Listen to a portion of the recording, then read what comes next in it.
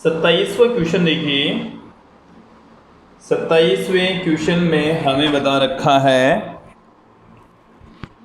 कि दिक् स्थान के किसी क्षेत्र में विद्युत क्षेत्र सभी जगह जेड दिशा के अनुदिश है, परंतु विद्युत क्षेत्र का परिमाण नियत नहीं है। इलेक्ट्रिक फील्ड जेड डायरेक्शन में है बट कांस्टेंट नहीं है। इसमें एक समान रूप से जेड दिशा के अनुदिश 10⁵ न्यूटन प्रति कूलम प्रति मीटर की दर से वृद्धि होती है। वह निकाय जिसका ऋणात्मक जेड दिशा में कुल द्विध्रुव आघूर्ण 10⁻⁷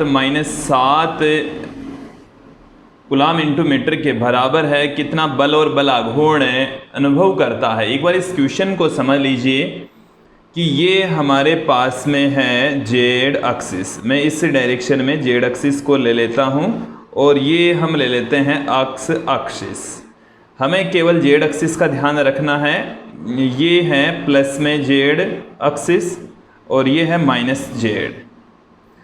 अब हमें इस क्वेश्चन में बता रखा है कि विद्युत क्षेत्र जेड डायरेक्शन में है। इलेक्ट्रिक फील्ड की जो डायरेक्शन है वो है नीचे से ऊपर की ओर। जेड दिशा में इलेक्ट्रिक फील्ड है, बट जो इलेक्ट्रिक फील्ड है वो जेड दिशा में चेंज हो रही है 10⁵ न्यूटन प्रति कूलम प्रति मीटर की दर से।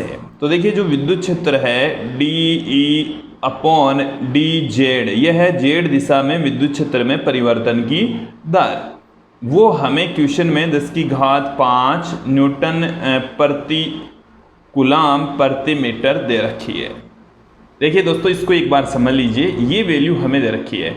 विद्युत क्षेत्र का मात्रक होता है न्यूटन प्रति कूलम, बट इसका मात्रक दे रहा है न्यूटन प्रति कूलम प्रति मीटर। मतलब दूरी के साथ में ये इस तरीके से विद्युत क्षेत्र का मान बदलता है और इसका मान जेड दिशा के अनुदिश वृद्धि होती है।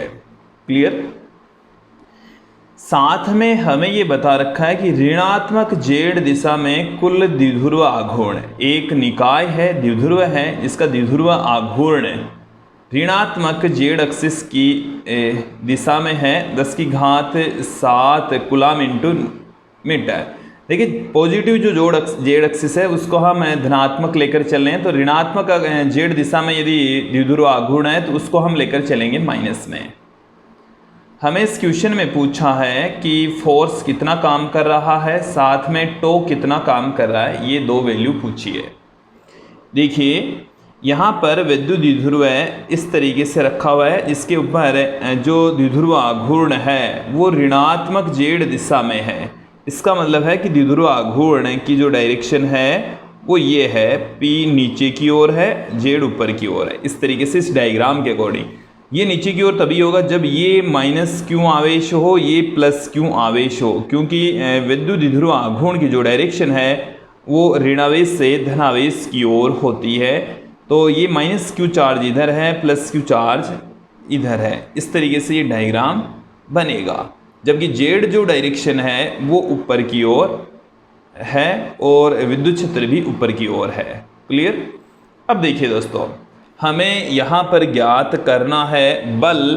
बल का फॉर्मूला हम क्या जानते हैं? फोर्स F = जानते हैं Q × E। विद्युत क्षेत्र में रखे किसी आवेश पर लगने वाला बल, तो Q × E के रूप में बल लगता है।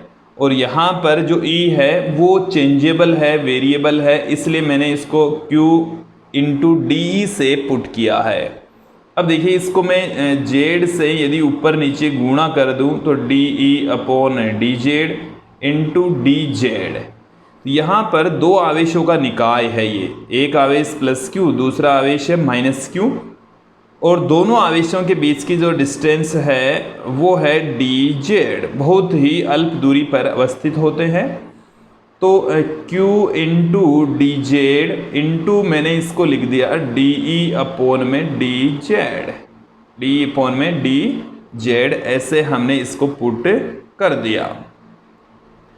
देखिए फोर्स F = Q × dZ, जो P होता है विद्युत द्विध्रुव आघूर्ण, Q × 2A होता है, और 2A दोनों आवेशों के बीच की डिस्टेंस होती है, जो कि यहाँ पर dZ के इक्वल है। डी जेड के इक्वल है। तो F equal to Q into D Z को मैंने पुट कर दिया पी और D E upon D Z, सबकी वैल्यू पुट कर दीजिए। पी का मान हमें क्वेश्चन में -10⁻⁻7 दे रखा है, डी अपॉन डी जेड का मान 10⁻+5 दे रखा है। देन एफ का मान आएगा -10⁻2 न्यूटन, -10⁻2 न्यूटन। देखिए जो नेगेटिव साइन है वो हमें बता रहा है कि जो फोर्स है वो भी ऋणात्मक जेड दिशा में काम कर रहा है। एफ किधर काम कर रहा है? एफ की दिशा ऋणात्मक जेड दिशा में होगी, ऋणात्मक जेड दिशा में होगी, ऋणात्मक जेड दिशा में इसकी डायरेक्शन होगी। क्लियर? अब यहाँ पर हम चलते हैं बल आघूर्ण। देखिए हमने एक फॉर्मूला देखा था बल आघूर्ण का कि यदि कोई विद्युत द्विध्रुव किसी विद्युत क्षेत्र में रखा है तो उस पर लगने वाला बल आघूर्ण टो बराबर होता है P E sine theta, P E sine theta होता है। तो यहाँ पर आप देख लीजिए P का मान हमारे को दिया हुआ है, E का मान हम यहाँ से P डी ई इसको पुट कर लेंगे, P डी ई, तो वो यहाँ से हम फाइंड आउट कर लेंगे। थीटा, थीटा यहाँ पर है P और E के बीच का कोण, तो P तो है नीचे की ओर, E है ऊपर की ओर, तो P और E के बीच का जो कोण है वो है 180 डिग्री, क्योंकि दोनों एक दूसरे की विपरीत दिशा में है, E ऊपर और P नीचे। अब साइन 180 का जो मान है वो होता है दोस्तों 0। साइन 180 का मान कितना होता है? 0। तत्पश्चात जो टो है वो भी 0 होगा, बल आघूर्ण 0 होगा। तो बल आघूर्ण कितना होगा?